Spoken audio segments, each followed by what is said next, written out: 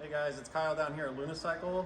Today I'm going to talk to you about adjusting the derailleur on any of our X1, X2, Apollo. All our bikes use the same drivetrain, and all of these tips I'm going to give you are going to apply to all our bikes. So say you get your bike out of the box and it's not quite shifting right. The first thing you're going to want to check is the derailleur hanger. Now I went ahead and tweaked this one a little bit just so I could show you how to straighten it out. Now the purpose of this aluminum piece is to bend if you're in a crash, and it's meant to save the frame. So this little soft aluminum piece is meant to be bent and then straightened out again.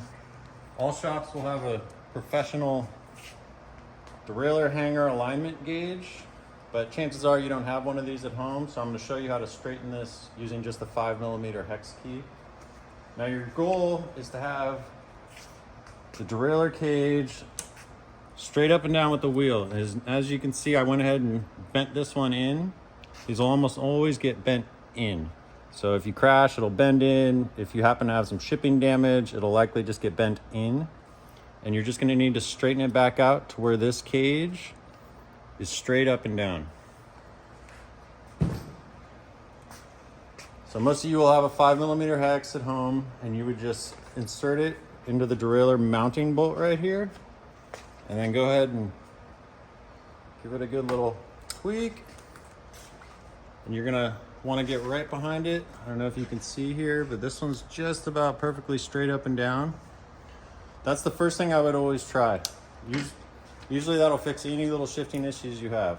You want your derailleur hanger straight up and down, and it's absolutely meant to get bent and straightened many, many times before it needs to be replaced.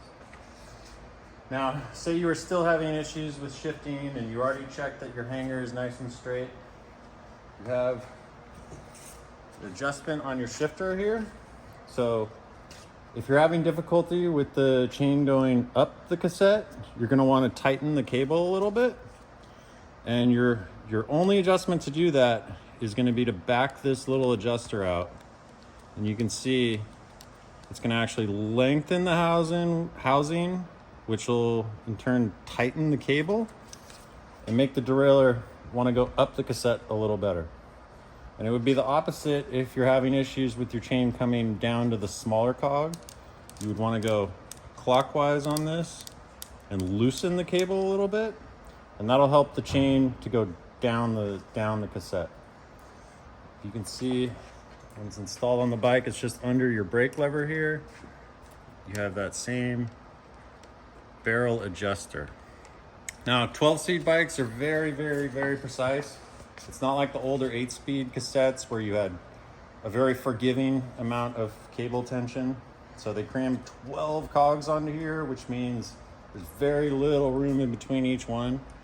So on an 8-speed, you could spin this several times and your gears would still work perfect. On a 12-speed, it needs to be nearly perfect, otherwise it's not going to shift quite perfectly. So 12-speed needs to be the most precise. The 8-speed stuff is just super forgiving and may never ever need adjustment. There is a few other little adjustments on your derailleur, which I can show you now. Now, say your bike is not going into the smallest tooth cog in the bottom here. There is two little limit screws right here. You may be able to see better on this derailleur, but you got a high and a low limit. Now, if your bike's not going into this smallest one, this is the screw that adjusts it. So if it's not going into the smallest, you would want to back this out. And what that is going to do is allow the derailleur to move a tiny bit further out or a tiny bit further in. So if your chain is coming all the way off, you would want to tighten this a little bit. If it's not going into this smallest skier, you would want to loosen it a little bit. And don't ever make an adjustment of more than like 1/8 of a turn at a time. So just do 1/8 of a turn, check it, 1/8 of a turn, check it, and eventually you'll get this one right. And the same is going to go for the biggest cog in the back. The only function of these two is to put a brick wall right here and a brick wall right here. It's going to make it to where your derailleur can't move further than a desired position in this direction or in this direction. So say your bike's not going into the biggest cog. You would want to loosen this screw 1/8 of a turn, go try it, another 1/8 of a turn, go try it, until you get it just right. If your derailleur is going too far and touching the spokes, you would want to tighten this screw 1/8 of a turn, 1/8 of a turn, 1/8 of a turn, until you get it just right. Now, there is one more adjustment. It's called your B tension screw. And what this screw does, let me go ahead and shift this up into the biggest gear. What this screw here does is it controls the gap between the pulley and the cassette. Now, SRAM recommends a little gap of about 15 millimeters here, but on the Z1, X1, X2, because it's a full suspension bike, when you're sitting on the bike or you're hitting bumps, the chain is gonna get shorter due to chain suck. So as you can see, when you're sitting on the bike, this gap is gonna get bigger. So you would actually wanna leave less than a 15 millimeter gap here when you have the bike up in the air, because when you sit on the bike, it's gonna cause the derailleur to go like that.